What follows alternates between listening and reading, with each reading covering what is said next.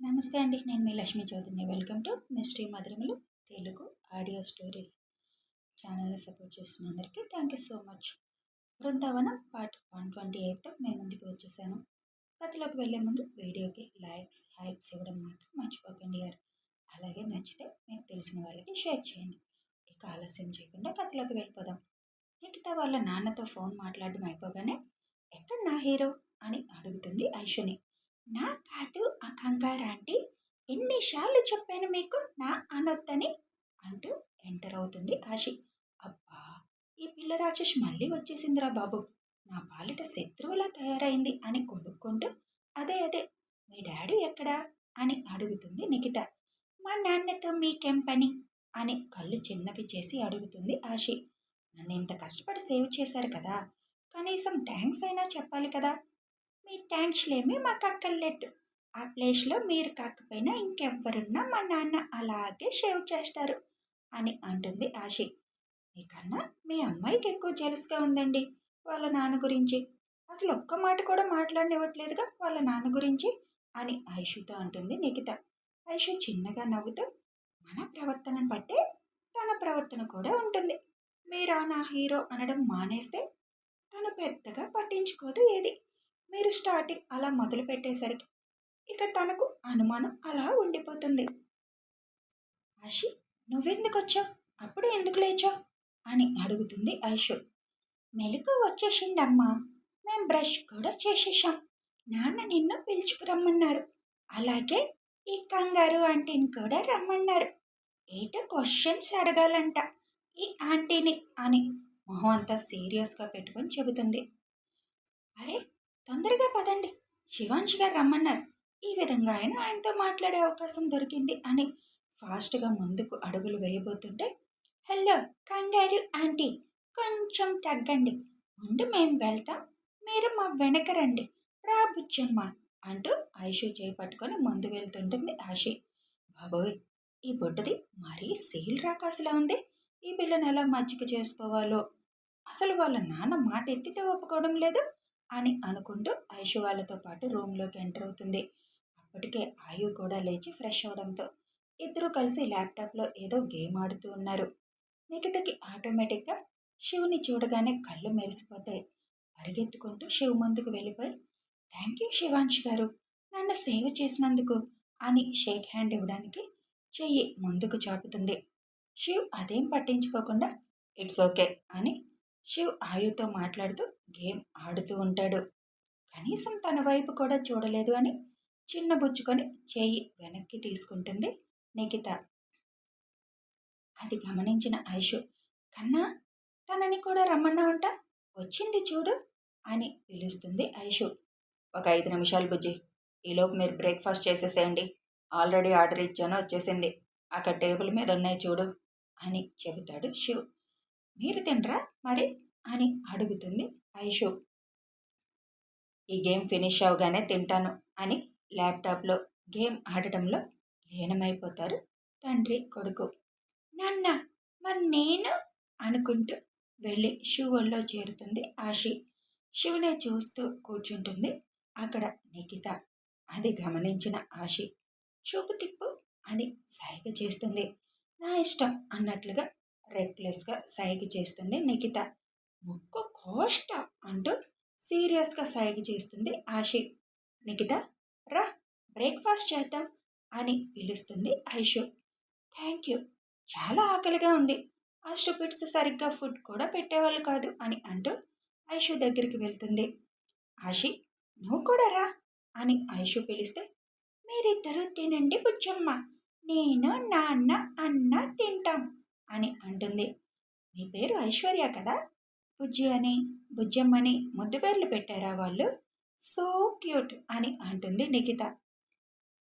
అప్పటికే game finish అయిపోవడంతో, బుజ్జి మాకు కూడా పెట్టేసాయి బ్రేక్ఫాస్ట్ అంటాడు శివ్. అందరూ కలిసి బ్రేక్ఫాస్ట్ తినేసాక మీరిద్దరూ బాల్కనీలో ఆడుకోండి, నేను ఆంటీతో కొన్ని ఇంపార్టెంట్ విషయాలు మాట్లాడాలి అని పిల్లలతో చెబుతాడు శివ్. ఓకే నాన్న అని చెప్పి బాల్కనీలోకి వెళ్తూ, మా నాన్న అడిగిన క్వశ్చన్స్కి విసిగించకుండా కరెక్ట్గా సమాధానం చెప్పండి కంగారాంటీ అని అనేసి బాల్కనీలోకి వెళ్ళిపోతుంది ఆశి. పిల్లలు వెళ్ళిపోగానే, మీ పాస్‌పోర్ట్ ఇక్కడెక్కడైనా ఉందా? అది కూడా వాళ్ళేమన్నా చేశారా? అడుగుతాడు శివ్. ఇక్కడ నేను గెస్ట్ హౌస్‌లో ఉండేదాన్ని. ఆ రాత్రి పబ్‌లో ఉండగా పార్టీ జరుగుతున్నప్పుడు వీళ్ళు నన్ను తీసుకొచ్చేశారు. నా లగేజ్ అంతా అక్కడే ఉంది. పాస్‌పోర్ట్ కూడా అక్కడే ఉంటుంది. కానీ ఇప్పుడు మరవి ఉన్నాయో లేదో తెలీదు. నా చేత మా సెక్యూరిటీకి ఫోన్ చేయించుతూ ఉండేవాళ్ళు అప్పుడప్పుడు. అయితే ఆ లగేజ్ ఏం లేదు. నీ పాస్‌పోర్ట్ మీదే ఆ అమ్మాయి ఆస్ట్రేలియా వెళ్ళిపోయింది. ఇప్పుడు నీకు మళ్ళీ కొత్త పాస్‌పోర్ట్ చేయించాలి. అయినా తాగేసి వాళ్ళు తెలుసు, వీళ్ళు తెలుసు అంటూ పబ్లిక్ ప్లేస్‌లో మాట్లాడడం కరెక్ట్ అంటావా? మళ్ళీ అంత పెద్ద బిజినెస్ చేస్తూ కనీసం పర్సనల్ సీక్రెట్స్ మెయింటైన్ చేయడం రాదా నీకు? అని సీరియస్‌గా అడుగుతాడు శివ్. నేనేం తాగుబోతుని కాదండి అని శివ్ ఎక్కడ తనని తప్పుగా అర్థం చేసుకుంటాడు అని వెంటనే అంటుంది నిఖిత. అదంతా నాకెందుకు గాని, సర్జరీ చేసిన డాక్టర్ గురించి నీకేమైనా తెలుసా అని అడుగుతాడు శివ్.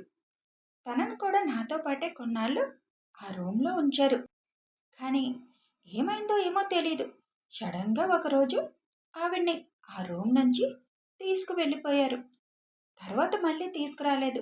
అలా తీసుకువెళ్ళి కూడా ఒక నెల అవుతుంది అని చెబుతుంది నిఖిత. మరి నువ్వు అడగలేదా ఆవిడనెక్కడికి తీసుకువెళ్ళారు అని? అడిగాను. ఆవిడతో పని అయిపోయింది. ఇక ఆవిడతో మనకు అవసరం లేదని పంపించేశాము అన్నారు. కానీ ఎక్కడికి పంపించారు అన్నది చెప్పలేదు.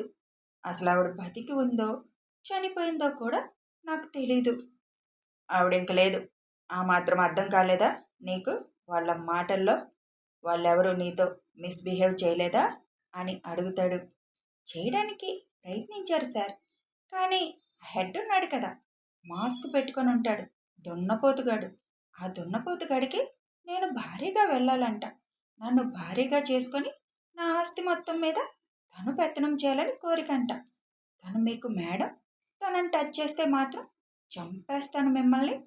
తనని ఇబ్బంది పెట్టినా ఊరుకోను అని గట్టిగా వార్నింగ్ ఇచ్చాడు ఆ దున్నపోతుగాడు. అందుకే వీళ్ళందరూ నేను తినకపోయినా బలవంతంగా అయినా తినిపించాలని చూసేవాళ్ళు.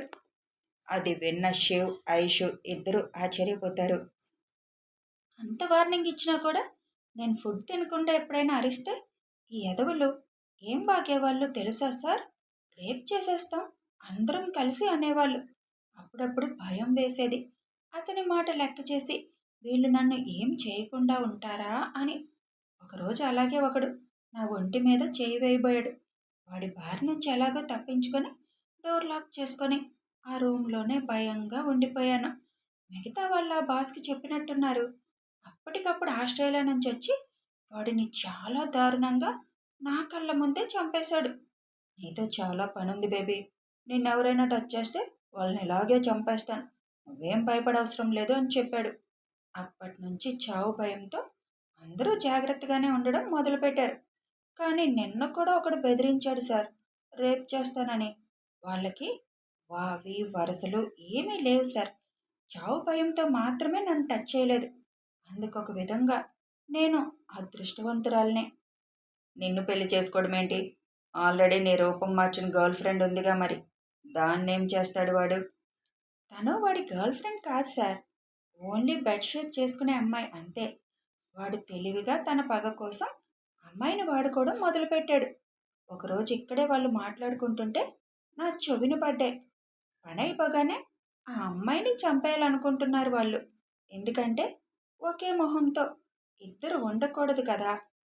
వాళ్ళు అనుకున్న పని అయిపోగానే ఆ అమ్మాయిని చంపేసి మళ్ళీ నన్ను ఆ ప్లేస్‌లో పెట్టాలని చూస్తున్నాడు ఈ బాస్.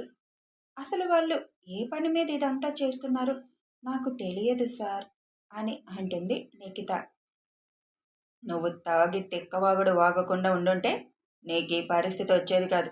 నీకు మేము తెలుసని నువ్వు వాగడం వల్లే నీకు ఈ పరిస్థితి వచ్చింది. అసలు మేమెవరో తెలియకుండా అంత ఓవర్ ఎక్సైట్మెంట్ ఎందుకు? నీ నోటి దురదతో నువ్వే చేటు తెచ్చుకున్నావు. ఇకనైనా ఆ నోటి దురద తగ్గించుకొని ఉంటే మంచిది. ఇక నీతో పని అయిపోయింది. నీ రూమ్కి నువ్వు వెళ్ళొచ్చు అని చెప్పి చీఫ్కి కాల్ చేస్తాడు శివ్. సార్, అమ్మాయిని ఇక్కడి నుంచి తీసుకురావడానికి అర్జెంటుగా అమ్మాయి పేరు మీద పాస్పోర్ట్ కావాలి. ఆ ఏర్పాట్లు చూడండి సార్. టైం కూడా ఎక్కువ లేదు. 4 డేస్లో మేము వచ్చేయాలి అక్కడికి అని అంటాడు శివ్. అలాగే శివ్, తన పాస్పోర్ట్ నెంబర్ ఏమైనా గుర్తుందేమో అడుగు, దాని ద్వారా తన పాస్పోర్ట్ డూప్లికేట్ పంపిస్తాను అని అంటాడు చీఫ్.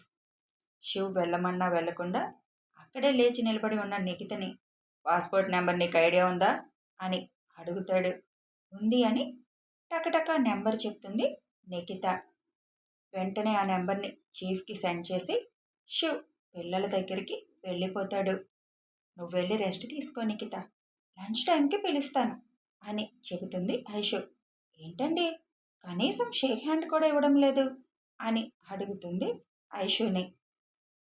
ఆయనకు అలాంటివన్నీ నచ్చవులే, అమ్మాయిలకి కొద్దిగా దూరంగా ఉంటారు.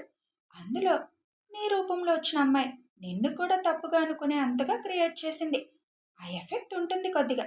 వెళ్ళు, వెళ్ళి రెస్ట్ తీసుకోపో అని చెప్పి ఐషు కూడా పిల్లల దగ్గరికి వెళ్ళిపోతుంది. ఆ దరిద్రపు మొహంది ఏం చేసి చచ్చిందో, నన్ను కూడా శత్రువులా చూస్తున్నారు. ఇప్పుడు ఎలా నన్ను నేను ప్రూఫ్ చేసుకోవాలి? శివాంష్ గారంటే నాకు ఎంత ఇష్టమో వీళ్ళకేం తెలుసు. ఇలా అయితే నా కోరిక ఎలా తీరుతుంది? ఎలా అయినా ఇక్కడి నుంచి వెళ్ళేలోపు నా కోరిక నెరవేర్చుకోవాలి అని వాళ్ళ నలుగురిని చూస్తూ అక్కడి నుంచి తన రూమ్కి వెళ్ళిపోతుంది నిఖిత. రూమ్కి వెళ్ళిన నిఖిత ముందు ఆ పిల్లల్ని మచ్చిక చేసుకుంటే తర్వాత శివాంష్కి దగ్గరగా వెళ్ళొచ్చు అని అనుకుంటూ, అయ్యో, నాన్నని డబ్బులు పంపించమని చెబుదామనుకున్నాను, బట్టలు కొనుక్కోవాలి కదా, నా లగేజ్ ఏమీ ఇక్కడ లేదు, ఈ ఒక్క డ్రెస్సుతో ఎన్ని రోజులు ఉంటాను? నేను నాన్న దగ్గరికి వెళ్ళాలి అంటే పాస్పోర్ట్ ఉండాలి, అది వచ్చిందాక నాకు ఇక్కడి నుంచి కదలడం అవ్వదు అని ఆలోచిస్తూ ఒకసారి నాన్నకి ఫోన్ చేసి డబ్బులు వీళ్ళ అకౌంట్లో వేయమని చెప్తే సరిపోతుంది. నేను నా క్రెడిట్ కార్డ్, డెబిట్ కార్డ్ అన్నీ ఉన్న బ్యాగ్ కూడా మిస్ అయిపోయాను. అసలు అది ఎక్కడికి వెళ్ళిపోయిందో తెలియడం లేదు. ఒకవేళ అది కూడా ఫేక్ పాప్ వాడుతుందేమో అని ఆలోచిస్తూ కూర్చుంటుంది నిఖిత. రూమ్లో ఆరాంగా కూర్చొని మేత మేస్తూ టీవీలో మూవీ చూస్తూ కూర్చుంది విలనీ పాప. అప్పుడే తను ఫోన్ మోగుతుంది.